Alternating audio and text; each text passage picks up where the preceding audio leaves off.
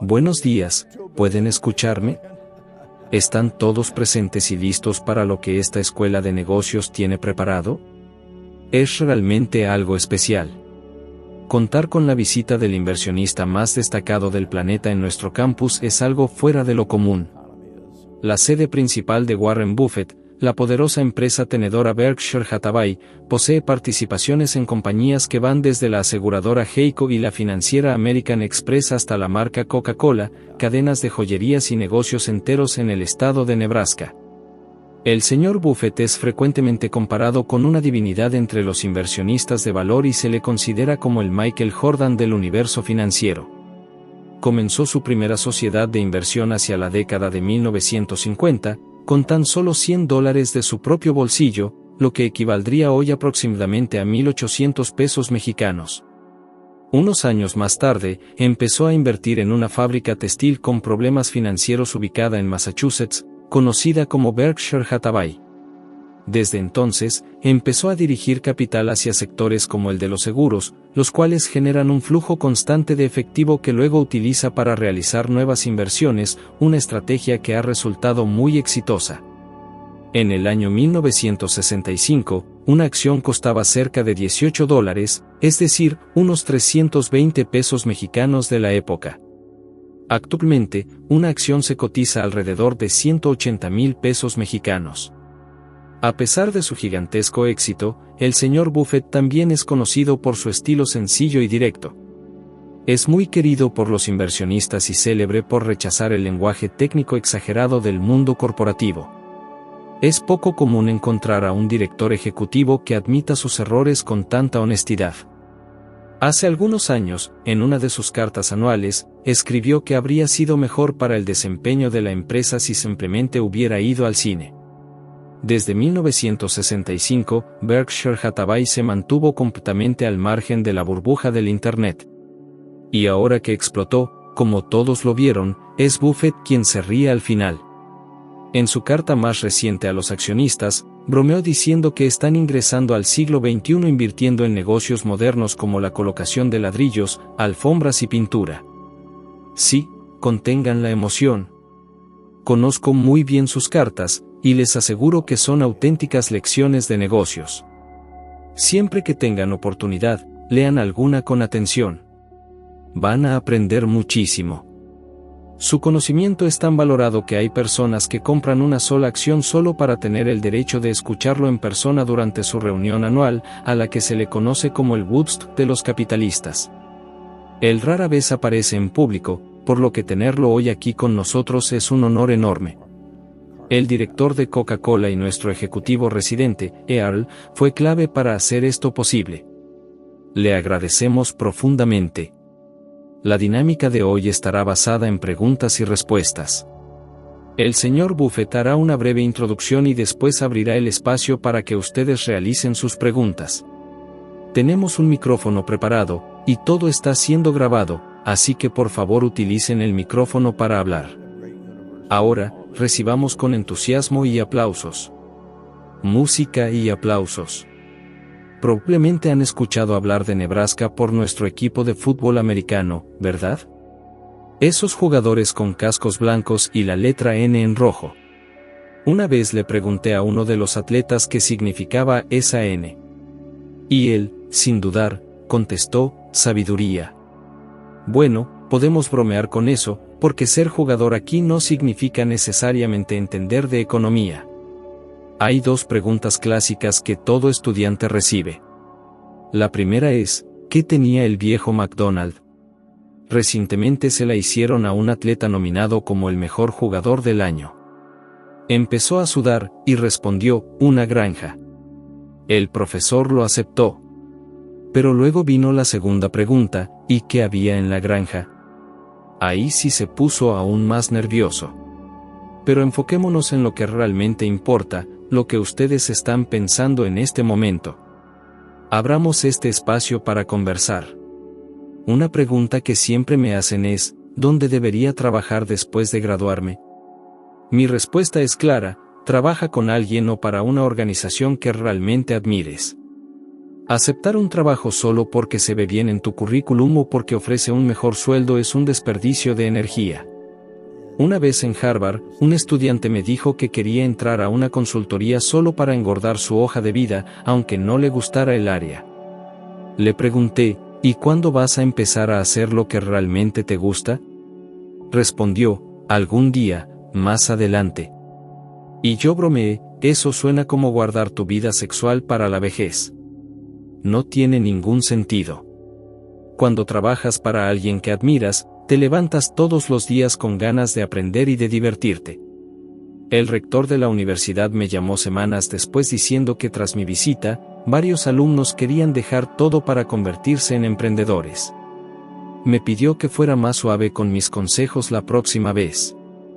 Pero antes de abrir el espacio para preguntas, propongo un ejercicio. Imaginen que pueden elegir a cualquier compañero de clase, y que tienen derecho al 10% de todo lo que esa persona gane durante su vida. ¿A quién elegirías? ¿Y por qué? No se vale elegir en función de la familia o del dinero de los padres. La elección debe basarse en el carácter. Probablemente no escogerías a quien tenga las mejores calificaciones. Claro, las buenas notas importan, pero no determinan quién va a sobresalir. Piensen en cualidades como integridad, honestidad, generosidad, y la disposición de siempre hacer un poco más de lo esperado. Todos aquí son inteligentes, proactivos y están llenos de energía. Pero no todos van a alcanzar el mismo nivel de éxito, y eso va a depender directamente de las decisiones que tomes hoy respecto a tus hábitos y tus valores. Ahora dale la vuelta a la idea, ¿y si tuvieras que apostar en contra de alguien de tu grupo? Es decir, tendrías que entregar el 10% de todo lo que esa persona gane en el futuro. ¿A quién escogerías? Ojo, no necesariamente sería quien saca las peores calificaciones. Tal vez sería alguien cuyas actitudes o comportamientos simplemente no respetas. Esa persona que siempre quiere pasarse de listo, que hace trampa, que no cumple su palabra. Ese tipo de comportamientos se forman desde temprano, y el mejor momento para formar buenos hábitos es ahora. Como dicen por ahí, las cadenas de los hábitos son tan ligeras que no se sienten, hasta que se vuelven tan pesadas que no se pueden romper. Y justo por ahí sigue el pensamiento de Buffett. Cuando pienses en esa persona en la que sí te gustaría invertir, de la cual quisieras recibir una parte de sus ingresos futuros, haz una lista de las cualidades que te llevaron a elegirla. Luego mira esa lista y pregúntate, ¿hay alguna de estas cualidades que yo no pueda desarrollar? Y la respuesta sincera es que no. Todas esas cualidades están a tu alcance. Lo mismo aplica para el otro lado. Cuando pienses en alguien en quien nunca invertirías, identifica qué comportamientos negativos tiene, y luego pregúntate, ¿tengo alguno de esos rasgos en mí? Si la respuesta es sí, puedes cambiar.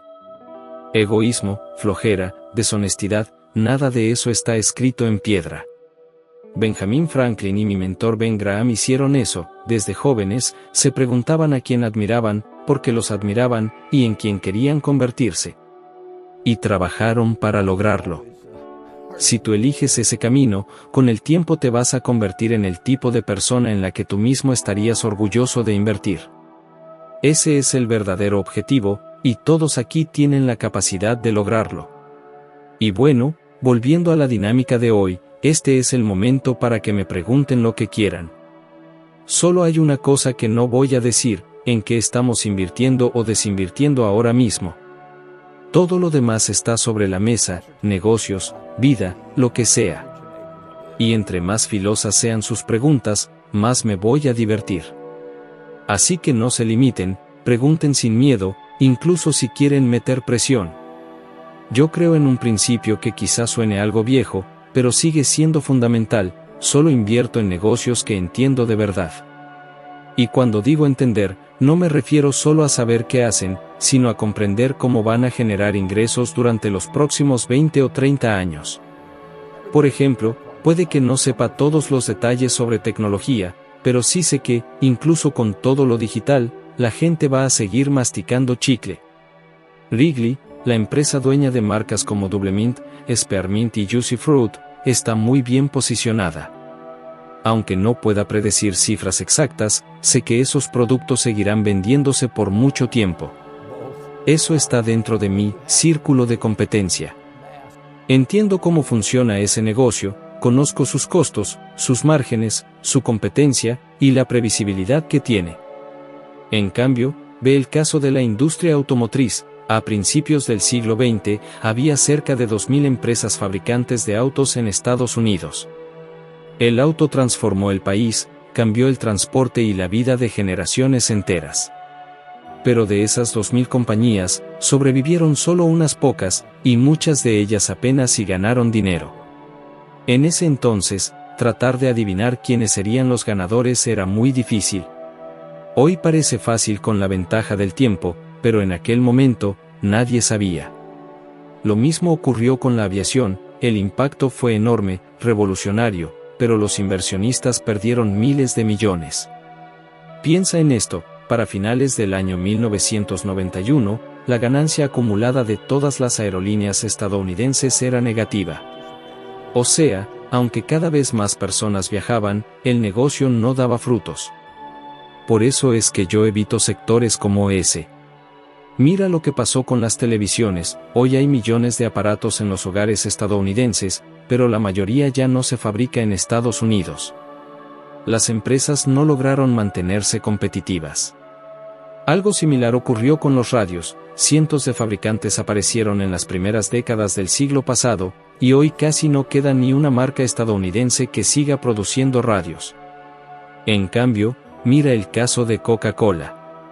Nació en el año 1884, en una botica de Atlanta. Desde entonces, se ha convertido en un imperio que vende más de 1.000 millones de porciones de sus productos todos los días en todo el mundo.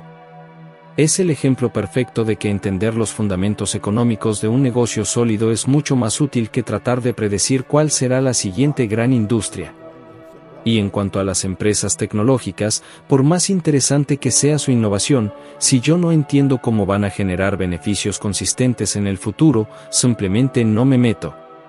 No invierto en negocios que no estén dentro de mi campo de comprensión. Y eso es algo que quiero que se lleven hoy, conozcan su círculo de competencia. No importa si es grande o pequeño. Lo importante es saber dónde están sus límites. Tom Watson, el fundador de IBM, solía decir, yo no soy un genio, pero sé en qué soy bueno, y me quedo dentro de esa zona. Ya para cerrar, una pregunta que siempre me hacen es, ¿cómo se calcula el valor intrínseco de una empresa? Y la respuesta es sencilla, es todo el dinero que la empresa puede generar en el futuro, traído al presente usando una tasa de descuento apropiada. En otras palabras, si pudieras calcular con certeza cuánto dinero va a generar un negocio desde hoy hasta el fin de los tiempos, y trajeras ese monto al valor presente, eso sería lo que llamamos valor intrínseco. Por ejemplo, cuando compras acciones de Coca-Cola, en realidad estás invirtiendo hoy para recibir flujos de efectivo futuros. La empresa tiene que ser capaz de generar suficiente ganancia como para justificar lo que pagaste por esas acciones. No se trata de gráficos ni de lo que dicen los analistas. Todo se reduce al flujo de efectivo.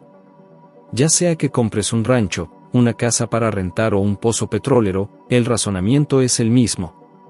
Estás poniendo dinero ahora con la esperanza de obtener un retorno más adelante. Si no puedes prever ese retorno con claridad, entonces no estás invirtiendo, estás apostando. Esa es una de las razones por las que me mantengo alejado de negocios que no puedo valorar con precisión. El mercado está lleno de empresas que prometen cosas grandes, sobre todo en Internet, pero muchas ni siquiera tienen un pájaro en el arbusto, como dice el dicho. Hablando de eso, alguna vez mencioné la fábula de Esopo, esa que dice, más vale pájaro en mano que ciento volando. Aunque sea vieja, describe muy bien lo que es invertir. Pero hay un punto importante, no basta con saber que hay dos pájaros en el arbusto. Tienes que estar seguro de que realmente están ahí, y sobre todo, entender cuánto tiempo te va a tomar atraparlos. Ese tiempo importa mucho. Si las tasas de interés están por ahí del 15%, tendrías que atrapar esos dos pájaros en no más de 5 años para que valga la pena soltar el que ya tienes. Pero si la tasa es de solo 3%, puedes esperar hasta 20 años y aún así tendría sentido hacer la apuesta. Todo depende del valor del dinero en el tiempo, eso es lo que representa el descuento. Ahora bien, en muchos sectores nuevos o volátiles como el de la tecnología, ni siquiera sabemos si hay pájaros en ese arbusto. Y en muchos casos, simplemente no los hay. Ahora cambiando un poco el enfoque. Seguramente has oído mucho sobre mis aciertos, pero hoy quiero hablarte de mis errores. Y créeme, he tenido muchos. Uno de los más importantes, que hasta la fecha sigue siendo una gran lección para mí, fue cuando compré Berkshire Hathaway. En ese entonces, básicamente era una fábrica textil al borde de la quiebra. Compré sus acciones porque estaban baratísimas, muy por debajo del valor de sus activos netos. Esa estrategia la aprendí de mi maestro Ben Graham: busca acciones que estén tan baratas que el mercado ya ni las quiera. Es la famosa estrategia de la colilla de cigarro. La lógica es como ir por la calle, encontrar una colilla tirada y darle una última fumada. No es bonito, pero es gratis. Le sacas algo de valor sin haber pagado casi nada. Usé esa estrategia por muchos años, y sí, me dio algo de ganancias. Pero me di cuenta de que, aunque ganaba dinero, era una manera muy limitada de crecer. Hoy prefiero pagar un precio justo por un negocio excelente, que comprar uno malo solo porque es barato.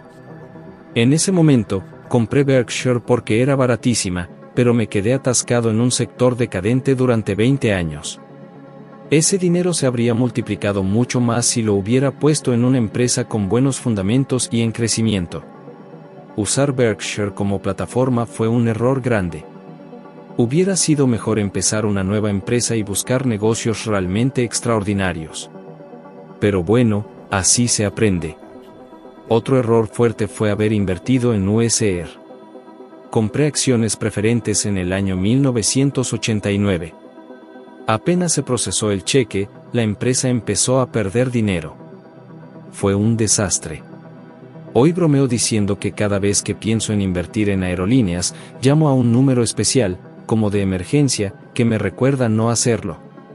Me quedo ahí diciendo: habla Warren, otra vez estoy pensando en hacer algo peligroso. A veces me toma horas convencerme. También perdí todo cuando tenía como 20 años al invertir alrededor de $2,000, que era más o menos el 20% de todo mi dinero, en una gasolinera con un amigo de la Guardia Nacional. No quedó ni un peso. Si consideras lo que dejé de ganar, esa inversión pequeña me costó, en valor actual, miles de millones. Pero sin duda, los errores más graves fueron los que no se ven, los de omisión. Las cosas que sabía que tenía que hacer, y dudé. Esas oportunidades que se van entre los dedos no aparecen en los reportes financieros, pero te corroen por dentro. Por ejemplo, hace unos 20 años, Fannie Mae estaba atravesando problemas. Se podía comprar la empresa prácticamente regalada. Y yo conocía bien ese negocio. Estaba dentro de lo que entiendo. Y aún así, no hice nada. Eso le costó miles de millones a Berkshire. Pero ese número no aparece en ningún balance. Solo yo sé cuánto dolió. Cuando veas una oportunidad extraordinaria, no la sueltes. No vas a tener 500 de esas en la vida. Imagínate que al graduarte te dan una tarjeta con 20 espacios. Cada vez que tomas una gran decisión financiera, usas uno de esos espacios. Eso te haría pensar mucho más antes de actuar. Te aseguro que con menos de esos 20 espacios, te podrías volver rico. Y para cerrar, hablemos de disciplina emocional, que es fundamental. ¿Qué hago cuando me doy cuenta de que una inversión ya no vale la pena? Al principio de mi carrera, me pasaba horas revisando manuales de acciones, hoja por hoja, buscando empresas baratas que pudiera entender. Aún así, muchas veces tenía más ideas buenas que dinero disponible. Por eso, vendía aquello que no me convencía tanto para poder invertir en lo que realmente me parecía irresistible. Y eso solía funcionar muy bien.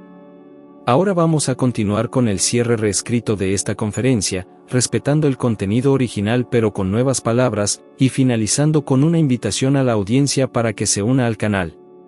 Cuando observamos el mercado desde una perspectiva más amplia, muchos se preguntan si la situación actual se parece a lo que ocurrió en los años 20. Y la verdad es que sí hay similitudes entre el estallido reciente de la burbuja tecnológica y el colapso financiero de 1929. El comportamiento de las personas en los mercados sigue patrones que, con el tiempo, se vuelven predecibles. Durante el siglo XX, el Producto Interno Bruto per cápita en Estados Unidos aumentó más de 6 veces. Eso es impresionante. Incluso en la década de 1930, conocida por la Gran Depresión, el PIB per cápita creció un 13%. En los años 40, durante la Segunda Guerra Mundial, ese crecimiento fue del 36%. La década de menor crecimiento fue la de la Primera Guerra Mundial, aunque aún así hubo aumento. Durante todo ese tiempo, el mercado de valores pasó por muchas subidas y bajadas. De 1929 a 1948, el índice Dow Jones perdió la mitad de su valor. Fueron 18 años de un mercado complicado. Pero la economía siguió avanzando.